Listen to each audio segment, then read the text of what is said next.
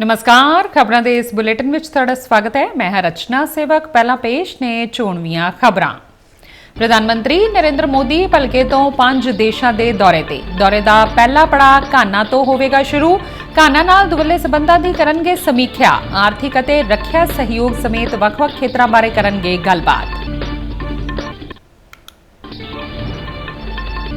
देश विच नौकरियां दी सिरजना करन लई केंद्र सरकार दा अहम फैसला। कैबिनेट वल्लों ELI योजना नूं दित्ती गई मंजूरी। RDI अते कौमी खेड नीति 2025 नूं भी मिली हरी झंडी।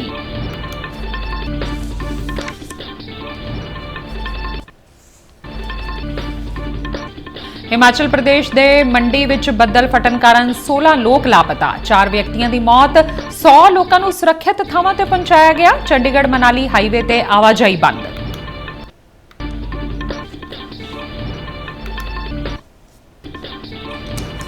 RBI ਵੱਲੋਂ पंजाब ਨੂੰ 8500 ਕਰੋੜ ਰੁਪਏ ਦੇ ਕਰਜ਼ੇ ਦੀ ਮਨਜ਼ੂਰੀ। ਦੂਜੀ ਤਿਮਾਹੀ ਦੇ ਹਰ ਹਫ਼ਤੇ ਕਰਜ਼ਾ ਚੁੱਕੇਗਾ ਪੰਜਾਬ।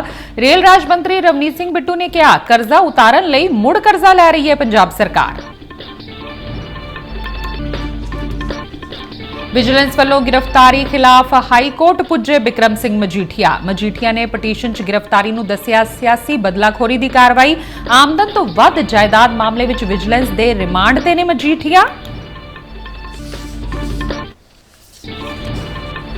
ਸੁਖਬੀਰ ਸਿੰਘ ਬਾਦਲ ਨੇ ਪੰਜਾਬ ਸਰਕਾਰ ਦੀ ਲੈਂਡ ਪੁਲਿੰਗ ਪਾਲਿਸੀ ਤੇ ਚੁੱਕੇ ਸਵਾਲ। ਕਿਹਾ, ਪੰਜਾਬ ਨੂੰ ਲੁੱਟਣ ਵਿੱਚ ਲੱਗੀ ਹੋਈ ਹੈ ਆਮ ਆਦਮੀ ਪਾਰਟੀ। ਬਿਲਡਰਾਂ ਤੋਂ ਕਰੋੜਾਂ ਰੁਪਏ ਕਮਾਉਣ ਲਈ ਯੋਜਨਾ ਬਣਾਉਣ ਦਾ ਲਾਇਆ ਇਲਜ਼ਾਮ। ਅਤੇ ਡਿਜੀਟਲ ਇੰਡੀਆ ਮੁਹਿੰਮ ਨੂੰ ਪੂਰੇ ਹੋਏ 10 ਸਾਲ। ਮਿਸ਼ਨ ਦੀਆਂ ਪ੍ਰਾਪਤੀਆਂ ਤੇ ਪ੍ਰਧਾਨ ਮੰਤਰੀ ਮੋਦੀ ਨੇ ਲਿਖਿਆ ਲੇਖ। PM ਨੇ ਕਿਹਾ, ਦੇਸ਼ ਹੋ ਰਿਹਾ ਹੈ ਤਕਨੀਕੀ ਤੌਰ ਤੇ ਮਜ਼ਬੂਤ। ਤੇ ਹੁਣ ਖਬਰਾਂ ਵਿਸਥਾਰ ਨਾਲ। प्रधानमंत्री नरेंद्र मोदी भलके तो 5 देशों घाना, त्रिनिदाद अते टोबैगो, अर्जेंटीना, ब्राजील अते नामीबिया के दौरे ते रवाना होणगे। उन्हां दे इस दौरे का पहला पड़ाव घाना तो शुरू होवेगा, जो पिछले 3 दहाकियां विच किसी भी भारतीय प्रधानमंत्री का घाना का पहला दौरा होवेगा। घाना विच प्रधानमंत्री मोदी घाना के राष्ट्रपति जॉन ड्रामनी महामा नाल मुलाकात करनगे तां जो दोवां देशां विचाले मजबूत दुवल्ली भाईवाली की समीक्षा की जा सके। दोवां नेतावां विचाले गलबात आर्थिक अते रखिया सहयोग, खेतीबाड़ी खेतर, वैक्सीन विकास, जरूरी खनिजां ਅਤੇ ਡਿਜੀਟਲ ਜਨਤਕ ਬੁਨਿਆਦੀ ਢਾਂਚੇ ਤੇ ਕੇਂਦਰਿਤ ਰਹੇਗੀ। ਇਸ ਦੌਰਾਨ ਕੁਝ ਸਮਝੌਤਿਆਂ ਤੇ ਵੀ ਹਸਤਾਖਰ ਹੋਣ ਦੀ ਉਮੀਦ ਹੈ। ਆਰਥਿਕ ਪੱਧਰ ਤੇ ਭਾਰਤ ਰਿਆਇਤੀ ਕਰਜ਼ਾ ਲਾਈਨਾਂ ਅਤੇ ਗ੍ਰਾਂਟਾਂ ਰਾਹੀਂ ਘਾਨਾ ਦੇ ਵਿਕਾਸ ਵਿੱਚ ਸਹਾਇਤਾ ਕਰ ਰਿਹਾ ਹੈ। ਦੋਵਾਂ ਦੇਸ਼ਾਂ ਵਿਚਾਲੇ ਦੁਵੱਲਾ ਵਪਾਰ ਲਗਭਗ $3 ਬਿਲੀਅਨ ਦਾ ਹੈ। ਲਗਭਗ $2 ਬਿਲੀਅਨ ਦੇ ਨਿਵੇਸ਼ ਨਾਲ ਭਾਰਤ ਘਾਨਾ ਵਿੱਚ ਸਭ ਤੋਂ ਵੱਡੇ ਨਿਵੇਸ਼ਕਾਂ ਵਿੱਚੋਂ ਇੱਕ ਹੈ।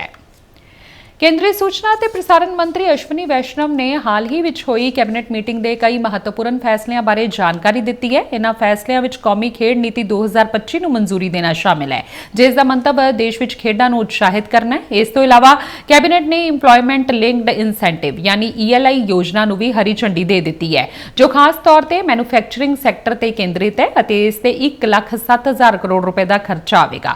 एक होर अहम फैसला रिसर्च डिवेलपमेंट एंड इनोवेशन यानी RDI योजना नाल संबंधित है, जिस ते 1 लाख करोड़ रुपए खर्च किए जाएंगे। इस स्कीम के मुख्य उद्देश्यों में निजी खेतर नूं सनराइज खेतरां अते आर्थिक सुरक्षा, रणनीतिक उद्देश अते आत्म निर्भरता लई संबंधित होर खेतरां विच खोज, विकास अते नवीनता नूं वधाउण लई उत्साहित करना है। बुनियादी ढांचे के खेतर विच परमेकुड़ी तो रामानाथपुरम तक एक 4 लैनां वाला कौमी राजमार्ग बनाउण नूं भी मंजूरी मिली है। ये सारे फैसले देश के वख-वख खेतरां विच विकास अते रोजगार के मौके पैदा करन विच सहायक होणगे। खेलो भारत नीति के मेजर ऑब्जेक्टिव रहेगा कैसे भारत 2047 तक टॉप 5 स्पोर्टिंग नेशंस में गिनती हो भारत की। ये इसका ओवरऑल एक बड़ा ऑब्जेक्टिव रहेगा। सेकंड रहेगा पीपल्स मूवमेंट बने। इस दौरान केंद्रीय मंत्री अश्विनी वैष्णव ने centre for railway information systems यानी CRIS के 40वें स्थापना दिवस मौके नवी दिल्ली के इंडिया हैबिटेट सेंटर विखे रेल वन नाम की एक नवी ऐप लॉन्च की। इस ऐप का मुख्य मंतव रेलवे नाल यात्रियों लिए सुविधावां नूं बेहतर बनाउणा है, जिस नाल यह एक व्यापक अते वरतों विच आसान ऑल इन वन एप्लीकेशन बन गई है। यह ऐप एंड्रॉयड प्ले स्टोर अते एप्पल के ऐप स्टोर पर उपलब्ध है। पिछले 10 वर्षों का जो काम हुआ है उस काम के बाद में भारत की एक नई पहचान बनी है। दुनिया में भारत को एक ब्राइट स्पॉट माना जा रहा है और भारत के कारण विश्व में एक नई आशा जगी है, एक नई होप जगी है। उस कॉन्टेक्स्ट में हमारा रेल परिवार सबका बहुत ही एक महत्वपूर्ण योगदान है। ਹਿਮਾਚਲ ਪ੍ਰਦੇਸ਼ ਦੇ ਮੰਡੀ ਜ਼ਿਲ੍ਹੇ ਵਿੱਚ 4 ਥਾਵਾਂ ਤੇ ਬੱਦਲ ਫਟਣ ਨਾਲ ਜਨ ਜੀਵਨ ਪ੍ਰਭਾਵਿਤ ਹੋਇਆ ਹੈ। ਰਾਹਤ ਅਤੇ ਬਚਾਅ ਕਾਰਜ ਜਾਰੀ ਨੇ। ਅਚਾਨਕ ਬੱਦਲ ਫਟਣ ਨਾਲ ਪੂਰੇ ਖੇਤਰ ਵਿੱਚ ਦਹਿਸ਼ਤ ਫੈਲ ਗਈ ਅਤੇ 2 ਪਿੰਡਾਂ ਵਿੱਚ ਭਾਰੀ ਨੁਕਸਾਨ ਹੋਇਆ ਹੈ। 4 ਵਿਅਕਤੀਆਂ ਦੀ ਮੌਤ ਹੋ ਗਈ ਹੈ। ਐਸਡੀਆਰਐਫ ਅਤੇ ਪ੍ਰਸ਼ਾਸਨ ਦੀਆਂ ਟੀਮਾਂ ਵੱਲੋਂ ਰਾਹਤ ਅਤੇ ਬਚਾਅ ਕਾਰਜ ਕੀਤੇ ਜਾ ਰਹੇ ਨੇ। ਹੁਣ ਤੱਕ 100 ਲੋਕਾਂ ਨੂੰ ਸੁਰੱਖਿਅਤ ਕੱਢਿਆ ਜਾ ਚੁੱਕਿਆ ਹੈ ਅਤੇ 16 ਲੋਕਾਂ ਦੇ ਅਜੇ ਵੀ ਫਸੇ ਹੋਣ ਦੀ ਖਬਰ ਹੈ। ਲਗਾਤਾਰ ਮੀਂਹ ਕਾਰਨ ਕਈ ਥਾਵਾਂ ਤੇ ਜ਼ਮੀਨ ਖਿਸਕਣ ਦੀਆਂ ਘਟਨਾਵਾਂ ਵੀ ਵਾਪਰੀਆਂ ਨੇ, ਜਿਸ ਕਾਰਨ ਸੜਕਾਂ ਬੰਦ ਹੋ ਗਈਆਂ ਨੇ। ਬਿਜਲੀ ਅਤੇ ਆਮ ਜਨ ਜੀਵਨ ਬੁਰੀ ਤਰ੍ਹਾਂ ਪ੍ਰਭਾਵਿਤ ਹੋਇਆ ਹੈ। ਲਗਾਤਾਰ ਮੀਂਹ ਅਤੇ ਜ਼ਮੀਨ ਖਿਸਕਣ ਦੇ ਖਤਰੇ ਦੇ ਕਾਰਨ ਜਨਤਕ ਸੁਰੱਖਿਆ ਨੂੰ ਯਕੀਨੀ ਬਣਾਉਣ ਲਈ ਸਾਵਧਾਨੀ ਦੇ ਉਪਾਅ ਵਜੋਂ ਮੰਡੀ ਅਤੇ ਹਮੀਰਪੁਰ ਜ਼ਿਲ੍ਹੇ ਦੇ ਸਾਰੇ ਸਕੂਲ ਵੀ ਅੱਜ ਬੰਦ ਰਹੇ। ਪ੍ਰਸ਼ਾਸਨ ਨੇ ਹਾਈ ਅਲਰਟ ਜਾਰੀ ਕੀਤਾ ਹੈ ਅਤੇ ਲੋਕਾਂ ਨੂੰ ਨਦੀਆਂ ਨਾਲਿਆਂ ਤੋਂ ਦੂਰ ਰਹਿਣ ਦੀ ਸਲਾਹ ਦਿੱਤੀ ਹੈ। जिसके अंदर जो हमारा मेन सब डिवीजन है वो करसोग हिट हुआ है। करसोग में जो अभी की सिचुएशन है उसमें 4 पीपल मिसिंग है, एक हमें बॉडी रिकवर हुई है और उसके साथ साथ तकरीबन 19 से 20 लोगों को रेस्क्यू कर लिया गया और सेफ प्लेस पे उनको शिफ्ट कर दिया गया। इसके साथ साथ जो हमारा थुनाग है वहां पे अभी हमारी क्योंकि कम्युनिकेशन लाइन ब्रेकअप हो गई है तो उसकी अभी स्टेटस रिपोर्ट हमारी अवेटेड है, बट हमें इंफॉर्मेशन आ रही है कि वहां पे जो घरों को नुकसान हुआ है और उसके साथ साथ एनिमल्स को नुकसान, और वहां पे क्योंकि हमारी रोड साइड्स डैमेजेस हुई है, रोड्स मैक्सिमम ब्लॉक्ड है, तो उनको खोलने का प्रयास चल रहा है। ਮੌਸਮ ਵਿਭਾਗ ਨੇ ਹਿਮਾਚਲ ਪ੍ਰਦੇਸ਼ ਦੇ ਸ਼ਿਮਲਾ, ਕਾਂਗੜਾ, ਕੁੱਲੂ, ਬਿਲਾਸਪੁਰ, ਹਮੀਰਪੁਰ, ਸਿਕਨ ਅਤੇ ਊਨਾ ਵਿੱਚ ਭਾਰੀ ਤੋਂ ਬਹੁਤ ਭਾਰੀ ਮੀਂਹ ਪੈਣ ਦੀ ਚੇਤਾਵਨੀ ਜਾਰੀ ਕੀਤੀ। ਹਿਮਾਚਲ ਪ੍ਰਦੇਸ਼ ਵਿੱਚ ਲਗਾਤਾਰ ਪੈ ਰਹੇ ਮੀਂਹ ਦੇ ਚਲਦਿਆਂ ਪਹਾੜੀ ਸੂਬੇ ਦੇ ਨਦੀਆਂ ਨਾਲਿਆਂ ਤੇ ਨੇੜਲੇ ਇਲਾਕਿਆਂ ਵਿੱਚ ਹੜ੍ਹਾਂ ਦੇ ਖਤਰੇ ਸੰਬੰਧੀ ਅਲਰਟ ਜਾਰੀ ਕੀਤਾ ਗਿਆ ਹੈ। ਚੰਡੀਗੜ੍ਹ ਮਨਾਲੀ ਹਾਈਵੇ ਤੇ ਆਵਾਜਾਈ ਬੰਦ ਕੀਤੀ ਗਈ ਹੈ। ਵਧੇਰੇ ਮੀਂਹ ਦੇ ਚਲਦਿਆਂ ਨੀਵੇਂ ਇਲਾਕਿਆਂ ਵਿੱਚ ਪਾਣੀ ਭਰਨ ਦੀ ਸੰਭਾਵਨਾ ਹੈ। ਹਿਮਾਚਲ ਵਿੱਚ ਹੋਈ ਜ਼ਿਆਦਾ ਬਰਸਾਤ ਦੇ ਚਲਦਿਆਂ ਪੰਜਾਬ ਵਿੱਚ ਵੀ ਖਤਰਾ ਵੱਧ ਗਿਆ ਹੈ। ਦਰਿਆਵਾਂ ਦਾ ਪਾਣੀ ਲਗਾਤਾਰ ਚੜ੍ਹ ਰਿਹਾ ਹੈ, ਜਿਸ ਦੇ ਚਲਦਿਆਂ ਪ੍ਰਸ਼ਾਸਨ ਵੀ ਚੌਕਸ ਹੈ। ਸੋਲਨ ਦੇ ਦੋਹਰੀ ਦੀਵਾਰ ਸਥਿਤ ਸੁਬਾਥੂ ਰੋਡ ਤੇ ਜ਼ਮੀਨ ਖਿਸਕ ਰਹੀ ਹੈ। ਇਸ ਕਾਰਨ ਸਾਰਾ ਪਹਾੜ ਖਿਸਕ ਰਿਹਾ ਹੈ। ਲੋਕਾਂ ਦੀ ਜਾਨ ਮਾਲ ਦੀ ਸੁਰੱਖਿਆ ਨੂੰ ਯਕੀਨੀ ਬਣਾਉਣ ਲਈ ਪ੍ਰਸ਼ਾਸਨ ਨੇ ਸੁਬਾਥੂ ਰੋਡ ਨੂੰ ਬੰਦ ਕਰ ਦਿੱਤਾ ਹੈ ਅਤੇ ਆਵਾਜਾਈ ਨੂੰ ਗੁਰਦੁਆਰਾ ਸਾਹਿਬ ਵਾਲੇ ਪਾਸੇ ਨੂੰ ਮੋੜ ਦਿੱਤਾ ਹੈ। ਪਿਛਲੇ 3-4 ਦਿਨਾਂ ਤੋਂ ਲਗਾਤਾਰ ਹੋ ਰਹੀ ਭਾਰੀ ਬਾਰਿਸ਼ ਕਾਰਨ ਕੁੱਲੂ ਜ਼ਿਲ੍ਹੇ ਦੇ ਸਾਰੇ ਖੇਤਰਾਂ ਵਿੱਚ ਵੱਡੇ ਪੱਧਰ ਤੇ ਨੁਕਸਾਨ ਹੋਇਆ ਹੈ। ਲੋਕਾਂ ਦਾ ਕਹਿਣਾ ਹੈ ਕਿ ਪਹਿਲਾਂ ਨਾਲੋਂ ਜ਼ਿਆਦਾ ਮੀਂਹ ਪੈਣ ਕਾਰਨ ਕਈ ਥਾਵਾਂ ਤੇ ਨਾਜ਼ੁਕ ਸਥਿਤੀ ਬਣੀ ਹੋਈ ਹੈ। ਮਨਾਲੀ ਵਿੱਚ ਡੈਮ ਵਾਲੇ ਪਾਸੇ ਵੀ ਕਾਫੀ ਨੁਕਸਾਨ ਹੋਇਆ ਹੈ। ਲਗਾਤਾਰ ਮੀਂਹ ਕਾਰਨ ਸੜਕਾਂ ਦੀ ਹਾਲਤ ਬਹੁਤ ਖਰਾਬ ਹੋ ਗਈ ਹੈ। ਖਾਸ ਕਰਕੇ ਸਲਾਈਡਿੰਗ ਕਾਰਨ ਕਈ ਸੜਕਾਂ ਬੰਦ ਹੋ ਗਈਆਂ ਨੇ ਅਤੇ ਆਉਣ ਜਾਣ ਵਿੱਚ ਭਾਰੀ ਪਰੇਸ਼ਾਨੀ ਦਾ ਸਾਹਮਣਾ ਕਰਨਾ ਪੈ ਰਿਹਾ ਹੈ।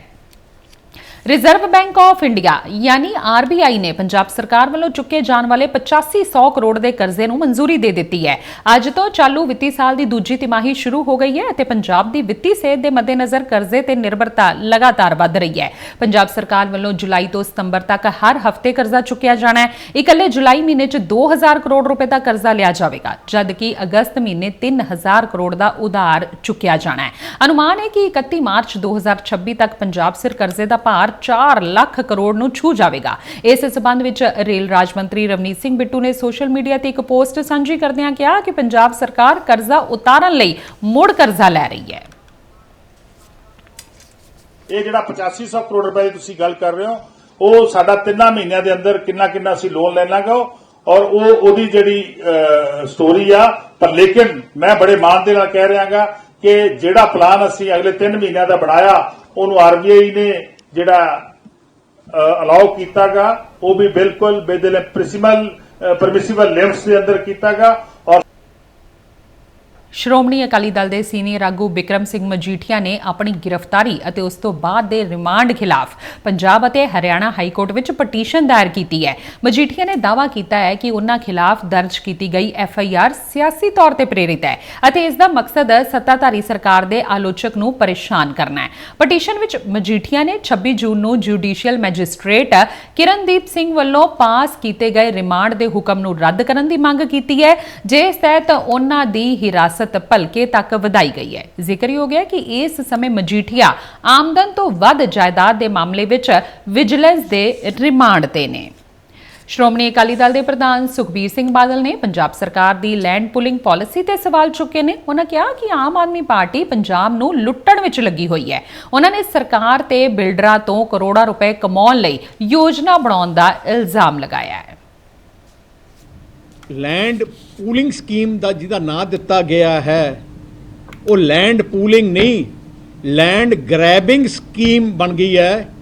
ਤੇ ਨਿਸ਼ਾਨਾ ਇਹਦਾ ਹੈ ਕਿ ਟਾਰਗੇਟ ਰੱਖਿਆ ਹੈ ਕਿ ਅਸੀਂ ਆ 40,000 ਏਕੜ ਤੋਂ 1.5 ਸਾਲ ਦੇ ਅੰਦਰ ਤਕਰੀਬਨ ਇਹਨਾਂ ਨੇ ਸਾਰੇ ਵੱਡੇ ਬਿਲਡਰਾਂ ਨਾਲ ਦਿੱਲੀ ਸਾਰੇ ਗੱਲਾਂ ਮੁਕਾ ਲਈਆਂ। 10,000 ਕਰੋੜ ਰੁਪਇਆ ਪਾਰਟੀ ਵਾਸਤੇ ਇਕੱਠਾ ਕਰਨ ਦਾ ਆ ਪਲਾਨ ਬਣਾ ਲਿਆ। ਦਿੱਲੀ ਜ਼ੋਨਲ ਦਫ਼ਤਰ ਦੇ ਇਨਫੋਰਸਮੈਂਟ ਡਾਇਰੈਕਟੋਰੇਟ ਨੇ ਮੈਸਰਜ਼ ਰਹੇਜਾ ਡਿਵੈਲਪਰਜ਼ ਲਿਮਟਿਡ ਦੇ ਡਾਇਰੈਕਟਰਾਂ ਅਤੇ ਹੋਰਾਂ ਵਿਰੁੱਧ ਚੱਲ ਰਹੀ ਜਾਂਚ ਦੇ ਸਬੰਧ ਵਿੱਚ ਕਾਰਵਾਈ ਕਰਦਿਆਂ prevention of money laundering act ਦੇ ਤਹਿਤ ਦਿੱਲੀ ਅਤੇ ਮੁਹਾਲੀ ਵਿੱਚ ਕੁੱਲ 13 ਥਾਵਾਂ ਤੇ ਤਲਾਸ਼ੀ ਮੁਹਿੰਮ ਚਲਾਈ। ਤਲਾਸ਼ੀ ਦੌਰਾਨ ਈਡੀ ਨੂੰ ਕਈ ਅਪਰਾਧਾਂ ਨਾਲ ਸੰਬੰਧਿਤ ਦਸਤਾਵੇਜ਼, ਡਿਜੀਟਲ ਉਪਕਰਨ, ਚੱਲ ਅਤੇ ਅਚਲ ਜਾਇਦਾਦਾਂ ਦੇ ਵੇਰਵੇ ਮਿਲੇ ਨੇ, ਜਿਨ੍ਹਾਂ ਨੂੰ ਜ਼ਬਤ ਕਰ ਲਿਆ ਗਿਆ ਹੈ। ਭਾਰਤ ਪਿਛਲੇ ਕਈ ਸਾਲਾਂ ਤੱਕ ਡਿਜੀਟਲ ਚੁਣੌਤੀਆਂ ਨਾਲ ਜੂਝਦਾ ਰਿਹਾ ਹੈ। ਤਕਨੀਕ ਤੱਕ ਸੀਮਿਤ ਪਹੁੰਚ ਨੇ ਆਰਥਿਕ ਅਸਮਾਨਤਾ ਨੂੰ ਵਧਾਇਆ ਅਤੇ ਵਿਕਾਸ ਨੂੰ ਪ੍ਰਭਾਵਿਤ ਕੀਤਾ। ਪਰ 1 ਜੁਲਾਈ 2015 ਨੂੰ ਪ੍ਰਧਾਨ ਮੰਤਰੀ ਨਰਿੰਦਰ ਮੋਦੀ ਵੱਲੋਂ ਸ਼ੁਰੂ ਕੀਤੀ ਗਈ ਡਿਜੀਟਲ ਇੰਡੀਆ ਮੁਹਿੰਮ ਨਾਲ ਸ਼ਾਨਦਾਰ ਬਦਲਾਅ ਦੇਖਣ ਨੂੰ ਮਿਲਿਆ ਹੈ। ਇਸ ਪਹਿਲ ਦਾ ਮੰਤਵ ਭਾਰਤ ਨੂੰ ਡਿਜੀਟਲ ਤੌਰ ਤੇ ਸਸ਼ਕਤ ਸਮਾਜ ਅਤੇ ਗਿਆਨ ਆਧਾਰਿਤ ਅਰਥਚਾਰੇ ਵਿੱਚ ਬਦਲਣਾ ਹੈ। ਪਿਛਲੇ 10 ਸਾਲਾਂ ਵਿੱਚ ਜਿੱਥੇ ਇੰਟਰਨੈਟ ਦੀ ਪਹੁੰਚ ਬਹੁਤ ਵਧੀ ਹੈ, ਉੱਥੇ ਡਿਜੀਟਲ ਅਰਥਚਾਰੇ ਅਤੇ ਸਮਾਵੇਸ਼ੀ ਭਾਰਤ ਦੇ ਵਿਕਾਸ ਦਾ ਰਾਹ ਪੱਧਰਾ ਹੋਇਆ ਹੈ। ਪੇਸ਼ ਹੈ ਇੱਕ ਰਿਪੋਰਟ। ਸਾਲ 2022-23 ਵਿੱਚ ਡਿਜੀਟਲ ਅਰਥ ਵਿਵਸਥਾ ਨੇ ਭਾਰਤ ਦੀ GDP 'ਚ 11.74% ਯਾਨੀ 31.64 ਲੱਖ ਕਰੋੜ ਰੁਪਏ ਦਾ ਯੋਗਦਾਨ ਦਿੱਤਾ। 14.67 ਮਿਲੀਅਨ ਲੋਕਾਂ ਨੂੰ ਰੁਜ਼ਗਾਰ ਮਿਲਿਆ ਅਤੇ ਇਹ ਸੈਕਟਰ ਬਾਕੀਆਂ ਦੇ ਮੁਕਾਬਲੇ 5 ਗੁਣਾ ਜ਼ਿਆਦਾ ਸੁਰੱਖਿਅਤ ਹੈ। ਇੰਨਾ ਹੀ ਨਹੀਂ, 2029-30 ਤੱਕ ਡਿਜੀਟਲ ਅਰਥਚਾਰਾ ਦੇਸ਼ ਦੀ ਕੌਮੀ ਆਮਦਨ ਦਾ 5ਵਾਂ ਹਿੱਸਾ ਬਣਨ ਜਾ ਰਿਹਾ ਹੈ, ਜਿਹੜਾ ਖੇਤੀ ਤੇ ਨਿਰਮਾਣ ਦੋਵਾਂ ਤੋਂ ਵੱਡਾ ਹੋਵੇਗਾ। ਮਈ 'ਚ UPI ਨੇ 18.68 ਬਿਲੀਅਨ ਟ੍ਰਾਂਜੈਕਸ਼ਨ ਦਾ ਰਿਕਾਰਡ ਬਣਾਇਆ ਹੈ। ਜਨਵਰੀ 2025 ਤੱਕ UPI ਰਾਹੀਂ 23.48 ਲੱਖ ਕਰੋੜ ਰੁਪਏ ਦਾ ਲੈਣ ਦੇਣ ਹੋਇਆ ਹੈ, ਜਿਹੜਾ ਹੁਣ ਤੱਕ ਦਾ ਸਭ ਤੋਂ ਵੱਡਾ ਅੰਕੜਾ ਹੈ। ਸਾਲਾਨਾ ਆਧਾਰ ਤੇ ਅੰਕੜਾ 33% ਦਾ ਵਾਧਾ ਦਰਸਾਉਂਦਾ ਹੈ ਅਤੇ ਸਭ ਹੋ ਰਿਹਾ ਹੈ ਉਸ ਤਕਨੀਕ ਦੇ ਆਧਾਰ ਤੇ ਜਿਸ ਨੂੰ ਨਾ ਪਿੰਡ ਦੀ ਦੂਰੀ ਰੋਕ ਸਕੀ। ਭਾਰਤ ਦੀ ਡਿਜੀਟਲ ਤਾਕਤ ਸਿਰਫ ਦੇਸ਼ ਤੱਕ ਸੀਮਿਤ ਨਹੀਂ ਹੈ। UPI ਹੁਣ 7 ਤੋਂ ਵੱਧ ਦੇਸ਼ਾਂ 'ਚ ਉਪਲਬਧ ਹੈ। UAE, Singapore, Nepal, Bhutan, Sri Lanka, France ਅਤੇ ਮੌਰੀਸ਼ੀਅਸ ਵਰਗੇ ਦੇਸ਼ਾਂ 'ਚ ਹੁਣ ਵਿਦੇਸ਼ ਯਾਤਰਾ ਕਰਨ ਵਾਲੇ ਭਾਰਤੀ ਸੁਖਾਲੇ ਢੰਗ ਨਾਲ ਭੁਗਤਾਨ ਕਰ ਰਹੇ ਨੇ, ਉਹ ਵੀ ਬਿਨਾਂ ਕਾਰਡ ਜਾਂ ਨਕਦੀ ਦੇ। ਇਹ ਸਿਰਫ ਭੁਗਤਾਨ ਦਾ ਨਹੀਂ, ਸਗੋਂ ਗੌਰਵ ਦਾ ਮਾਧਿਅਮ ਬਣ ਚੁੱਕਾ ਹੈ। RBI ਦੀ ਰਿਪੋਰਟ ਦੱਸਦੀ ਹੈ ਕਿ ਸਾਲ 2024-25 ਚ UPI ਨੇ 185.8 ਬਿਲੀਅਨ ਟ੍ਰਾਂਜੈਕਸ਼ਨ ਦਰਜ ਕੀਤੀ, 41% ਸਾਲਾਨਾ ਦਾ ਵਾਧਾ। ਲੈਣ ਦੇਣ ਦਾ ਮੁੱਲ ਵੱਧ ਕੇ 261 ਲੱਖ ਕਰੋੜ ਹੋ ਗਿਆ।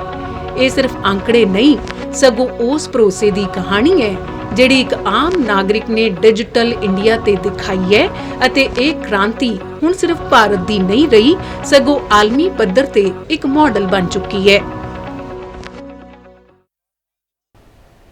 ਖਬਰਾਂ ਦੇ ਬੁਲੇਟਿਨ ਸਾਡੇ ਦਰਸ਼ਕ RUDDK ਜਲੰਧਰ ਦੇ YouTube ਚੈਨਲ, Facebook ਪੇਜ ਅਤੇ ਸੋਸ਼ਲ ਮੀਡੀਆ ਪਲੇਟਫਾਰਮ X ਤੇ ਵੀ ਦੇਖ ਸਕਦੇ ਨੇ। ਤੇ ਇਸ ਦੇ ਨਾਲ ਹੀ ਖਬਰਾਂ ਦਾ ਇਹ ਬੁਲੇਟਿਨ ਖਤਮ ਹੁੰਦਾ ਹੈ। ਆਗਿਆ ਦਿਓ, ਨਮਸਕਾਰ।